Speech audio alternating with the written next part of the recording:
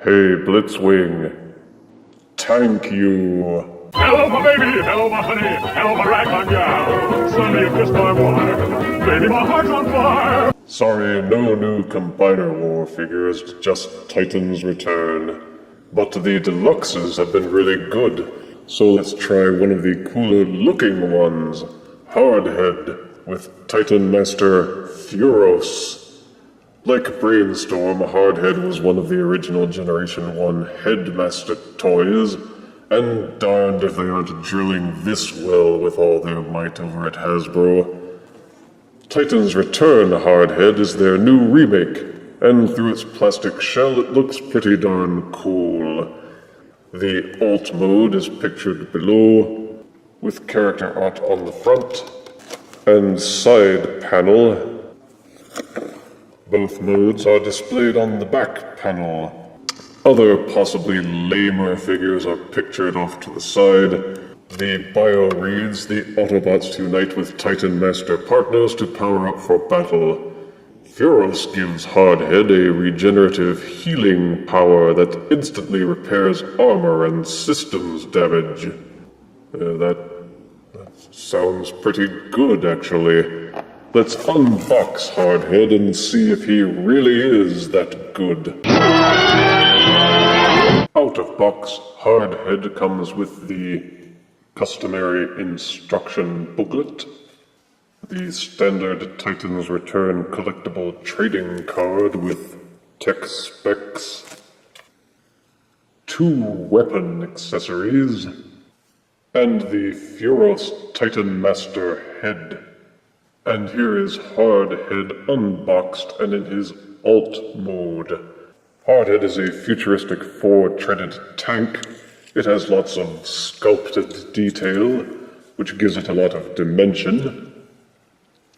The color scheme is mostly a light green with dark grayish treads, and a lighter gray on the front canopy and on the big gun.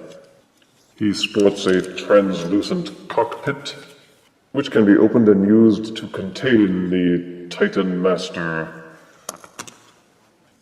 Furos transforms into a robot the same as with other Titan Master heads. Unfold the legs from the back of the head, and that's pretty much it. Furos' head will rotate 360 degrees, the arms will swing up, the hips will swing up, and the knees will bend. Fold Furos into a seated position, and then plunk him into his cockpit seat. He should fit neatly, and the canopy should close without any resistance. You may also sidecar Furos into the cannon by opening this section at the back and seating him in the revealed space the same way you would in the cockpit. The second gun accessory will plug into the top of the larger gun and not plug in anywhere else as a tank. The main gun will tilt up and down on these hinges. The tank is most solid when both hinges are angled down and flush to the treads. You may also swivel both guns in their peg holes, though the big gun is blocked most of the time by the canopy. In order to get it above the canopy, you can tilt the hinges, but again, that exposes the gap at the back. If you would prefer a tilting and rotating gun for the tank, then raise him up thusly.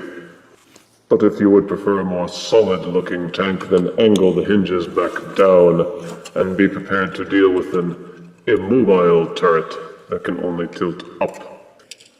Hardhead feels fairly solid as a tank with no glaring holes or gaps. Flipping him upside down shows they did a pretty good job of hiding the robot parts. The Titan Master peg hole is exposed on the top, so you can turn Furos back into a head and plug him in to show your Hardhead is chock full of heady goodness. The treads are non-functional and purely cosmetic. There are 2 small plastic discs built into the rear treads which serve as wheels that roll semi-decently. The front treads have no such feature. Instead, the bottom front of the tank has this rotating cylinder which serves as a wheel. Hardhead will roll on smooth surfaces, though the wheels still feel cheap and flimsy. To transform Hardhead into a robot, begin by removing the gun accessories, flip him upside down, and then unpeg the rear treads from the sides of the robot. Unfold the feet from these rear treads and click them into place. Take this silver gray boomerang thingy and fold it upwards until this peg hole and this peg slot lock together to form the robot pelvis. Unpeg the robot thighs from these tab and groove slots on the inside of the tank chassis, and complete the legs by accordioning out these hinges until they lock into place to form the robot knees. Pull this tab free from this groove and rotate the entire tank assembly upwards and push it into place to interlock with this section of the robot waist.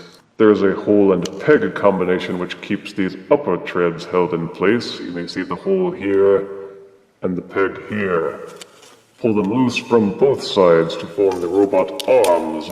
Hinge the center section of the tank downwards. You will see that this tab now interlocks with this small groove at the back of what will become the robot upper body. Below the cockpit of what was the tank, you will see this tab, which interlocks into this groove at the back of the robot pelvis. Pivot the front tank treads upwards slightly, and fold out the fists from the forearms. Configured thusly, the robot mode is mostly complete, except for the crowning of adding Furos as the robot head. In robot mode, Hardhead seems a lot like Thrilling 30's Voyager Springer in terms of his coloration. The green and yellow suits him well, offset with light gray and metallic dark gray plastic. There is plenty of sculpted detailing, and making his arms and legs covered with tank treads is just cool. You can mount the large cannon by using these hinges from tank mode and slinging the cannon over his shoulder. This makes him resemble Thrilling 30's Voyager Roadbuster with a big shoulder-mounted cannon and an impassive faceplate. Unlike some Titans Return deluxes, Hardhead feels a bit lighter in robot mode. There is hollowness at the forearms and at the shins. He doesn't flop around too much, so his joints are decently tight, though the elbow and knee joints are borderline.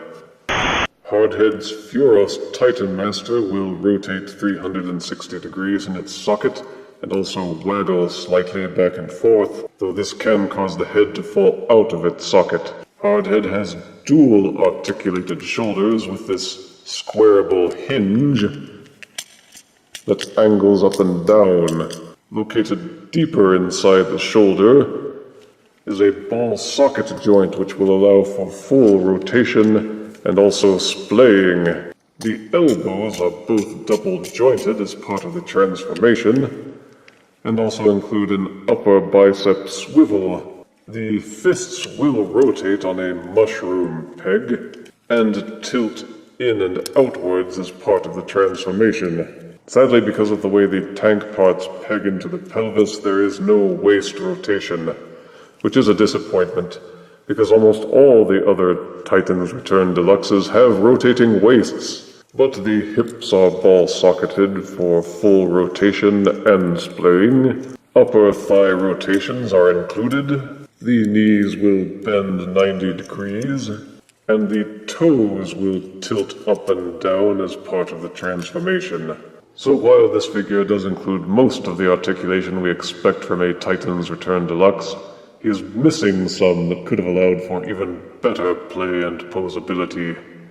For size comparison, here is Titans Return Hardhead and Furos next to Thrilling 30's Voyager Springer. Here is Deluxe Titans Return Hardhead next to Thrilling 30's Voyager Roadbuster. Here's Deluxe Titan Master Hardhead next to Deluxe Universe Perceptor.